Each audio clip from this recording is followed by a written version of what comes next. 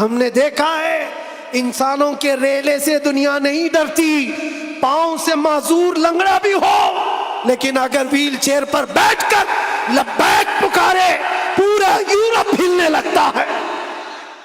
مسجد، مدرسہ، مزارات اولیاء، حضور کی ذات، قرآن اور اللہ کی ذات یہ بہت بلند ہے۔ صرف تمہاری داڑھی کی طرف بھی انگلی اٹھانے کی کسی کی ہمت نہ ہوتی اگر تم سچے غلام ہوتے، کیونکہ یہ اللہ کا وعدہ ہے، وَلَا تَهِنُوا وَلَا تَحْزَنُوا وَأَنْتُمُ الْأَعْلَوْنَ إِن كُنتُم مُؤْمِنِينَ۔ تم گھبراؤ مت، پریشان مت ہو، تم سب سے زیادہ بلند رہو گے اگر تم سچے ایمان والے ہو۔ توحید کی امانت سینوں میں ہے ہمارے، آسان نہیں مٹانا نام و نشاں ہمارا۔ اس بات کو یاد رکھو، تمہارے مٹ جانے سے، میرے قتل ہو جانے سے اسلام نہیں مٹتا، اسلام ختم نہیں ہوتا۔ اندھے لوگ اگر یہ سوچ کر کے بم برسا رہے ہوں، قتل عام کر رہے ہوں، تو انہیں کان کھول کر سوچ لینا چاہیے کربلا کی دھرتی پر امام حسین کے پورے خاندان کو قتل کر دیا گیا، اس وقت جب اسلام نہیں رکا تھا، تو اس سیلاب سے کبھی اسلام نہیں رکنے والا۔ دنیا کو پتہ ہے یہ سویا ہوا شیر جاگ گیا تو بہتوں کی نیند حرام کر دے گا۔ جتنے کتے ہیں سب بل میں چلے جائیں، حقیقت ہے جتنے کتے ہیں سب بل میں چلے جائیں۔ اور مجھے لوگ یہ کہتے ہیں کہ ڈر لگتا ہے، پھر آپ کتا کہہ رہے ہیں۔ میرے عزیزو، ہم ہندوستان میں رہتے ہیں، ہماری ہر گلی کوچے میں کتا ہوتا ہی ہے۔ مجھ سے باضابطہ طریقے سے سوال جواب کر رہے تھے، آپ تقریر میں اس طرح سے کہہ رہے ہو، کتا کہہ رہے ہو، کتا کہہ رہے ہو۔ میں نے کہا کس کو کہہ رہے ہو؟ میں نے کہا کتے کو کتا کہا، کس کو کہا جائے گا؟ ہم کتے کو کتا نہ کہیں تو آپ بولے ٹامی بولے، مجھے اس سے لینا دینا نہیں ہے۔ بات یہ ہے کتے کیوں بھوک رہے ہیں اس سے کیا غرض، شیر کیوں سویا ہے اس سے غرض ہے۔ مجھے کون پہچانتا تھا، میں کس خاندان سے ہوں یہ میٹر نہیں کرتا۔ میں اپنے باپ کے نام سے، اپنے خاندان کے نام سے یا کوئی سیاسی عہدہ رکھنے کی وجہ سے نہیں پہچانا جاتا، بلکہ اگر پہچانا جاتا ہوں تو صرف اس بنیاد پر جب تک بکے نہ تھے تو کوئی پوچھتا نہ تھا یا رسول اللہ تم نے خرید کر ہمیں انمول کر دیا، لبیک یا رسول اللہ۔ بارگاہ رسالت مآب صلی اللہ علیہ وسلم میں درود پاک کا ہدیہ پیش کریں۔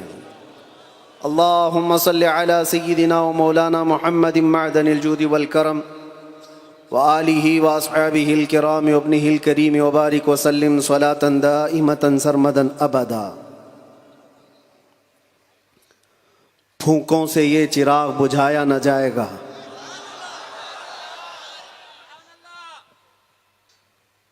میرے عزیزو، یہاں سے ہم اپنی گفتگو کا آغاز کرتے ہیں۔ آپ کے ہاں اتنا بڑا مجمع جو بیٹھا ہوا ہے، میں محسوس کرتا ہوں کہ علم کا ایک قلعہ آپ کے پاس موجود ہے، علماء کا ایک ذخیرہ موجود ہے، اور بہترین بولنے والے علماء ہیں۔ ناظم اجلاس مجھ سے پیشتر جس طرح سے انہوں نے مدرسے کا تعارف کرایا ہے، اللہ تعالیٰ اس مدرسے کو ہمیشہ شاد و آباد رکھے، مرکز اہل سنت و جماعت، مرکز عشق رسول بنائے۔ ہماری یہاں پر اتنے لمبے سفر کر کے آنے کی ضرورت نہیں ہوتی، اور میں یہ جانتا ہوں کہ لوگ سننا کم اور دیکھنا زیادہ چاہتے ہیں، اور اس کی وجہ بھی ہے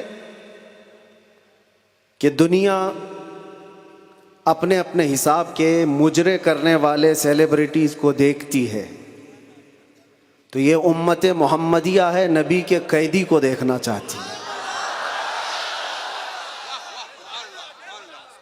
ظاہر سی بات ہے، جیل سے چھوٹنے کے بعد آدمی چہرہ چھپا کے گھومتا ہے، ہوتا ایسی ہی ہے، جیل کاٹ کے آیا ہے، سزا کاٹ کے آیا ہے، لوگ اس کو دیکھ کر کے تانے مار رہے ہوتے ہیں اور وہ منہ چھپا کر گھوم رہا ہوتا ہے، لیکن یہ قانون ہر جگہ فٹ نہیں ہوتا۔ وہ اور ہوتے ہیں جو چہرہ چھپا کے گھومتے ہیں، جو نبی کے نام پر جاتے ہیں وہ یہاں بھی چہرہ اٹھا کے جیتے ہیں، اور انشاءاللہ قیامت کے دن بھی چہرہ ان کا سرخرو رہے گا۔ اس لیے کہ اقبال نے بہت اچھی بات کہی، آبرو ما زنا میں مصطفیٰ است، ہم سب کی عزت و آبرو مصطفیٰ کے نام سے وابستہ ہے۔ اور اللہ کریم قرآن عظیم میں ارشاد فرماتا ہے وَلِلَّهِ الْعِزَّةُ وَلِرَسُولِهِ وَلِلْمُؤْمِنِينَ، عزت اللہ کی ہے، رسول کی ہے اور مومنین کے لیے ہے۔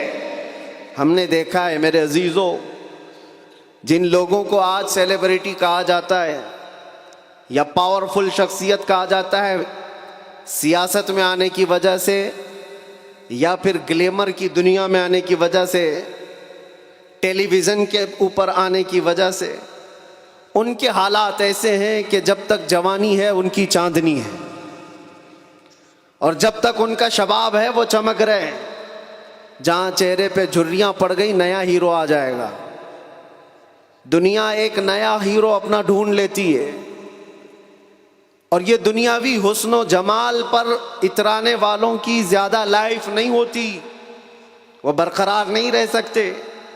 نہ ہی سیاست کی کرسی پر بیٹھ کر کے اقتدار جمانے والے، ہم نے ان کو بھی دیکھا ہے، نئی پارٹی آئی اور بوڑھے کو سائیڈ میں لگا دیا گیا۔ اب بوڑھوں کو کوئی پوچھتا بھی نہیں ہے، 40 سال بیچارے خدمت کرتے رہے اور آج ریٹائرمنٹ کی کربناک زندگی گزارنے پر مجبور ہو گئے۔ لیکن یہ مصطفیٰ کی غلامی کی دنیا الگ ہے۔ یہاں حضور پاک صلی اللہ تعالیٰ علیہ وسلم کا غلام ایک عالم دین جتنا بوڑھا ہوتا جاتا ہے اتنی عزت اس کی بڑھتی چلی جاتی۔ یہاں بوڑھوں کی عزت کم نہیں ہوتی، بلکہ اس کو بوڑھا کہاں کہتے ہیں؟ جوان بیٹھے ہوتے ہیں لیکن بوڑھے عالم دین کو فیصل بنا کر بٹھاتے ہیں۔ جو زیادہ عمر والا ہو گیا، وہ تجربے والا زیادہ ہو گیا، اس کی عزت بڑھتی چلی گئی، اس لیے کہ یہ عزت پاؤڈر لالی کی عزت نہیں ہے، یہ میرے مصطفیٰ کے قدموں سے حاصل کی ہوئی عزت ہے۔ ہم نے دیکھا ہے مرشد گرامی حضور تاج الشریعہ بدر الطریقہ کو، عمر 75 سال کی ہو گئی، بڑھاپا تھا، لیکن ایک جگہ انہیں بٹھا دیا جائے اور لاکھوں کو ایک طرف، دنیا لاکھوں کو دیکھنا چھوڑ دے گی، اس ایک مرد قلندر پر دیکھتی رہ جائے۔ کیا یہ حقیقت نہیں؟ ان کو دیکھی ہوئی آنکھیں موجود ہوں گی۔ وہ حسن و جمال نبی پاک صلی اللہ تعالیٰ علیہ وسلم کی غلامی سے حاصل کیا ہوا حسن و جمال ہے۔ اسی لیے میرے عزیزو یاد رکھو، اسی بات پر میں کہتا ہوں، آبرو ما زنا میں مصطفیٰ است، ہم سب کی عزت و آبرو مصطفیٰ کے نام سے ہے۔ ہرچے دری دنیا باد مصطفیٰ است، جو کچھ اس دنیا میں ہمارے پاس ہے وہ نبی کے بعد ہے۔ جو بھی رشتہ ناتا ہے، جو بھی تعلق ہے، وہ سب حضور پاک کے بعد ہے۔ نبی سے ہو جو بیگانہ اسے دل سے جدا کر دے، پدر مادر برادر جان و مال ان پر فدا کر دے۔ یہ ایمان کا تقاضا ہے اور ایمان اسی کا نام ہے۔ اور اعلیٰ حضرت امام اہل سنت فاضل بریلوی کیا فرماتے ہیں؟ ایمان کسے کہتے ہیں؟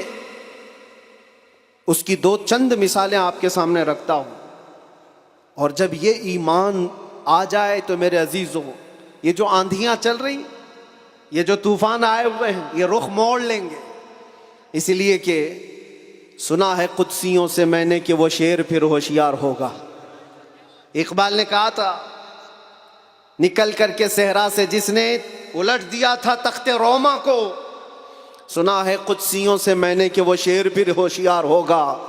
وہ مکہ کے رہنے والے، مدینہ طیبہ کی چٹائیوں پر بیٹھنے والے، ایک کھجور پر پورا دن اکتفا کرنے والے، پیوند لگے کپڑے پہننے والے، وہ رسول پاک کے غلام، لیکن نکلے تھے مکہ سے پیوند لگے کپڑے بغیر چپل کے۔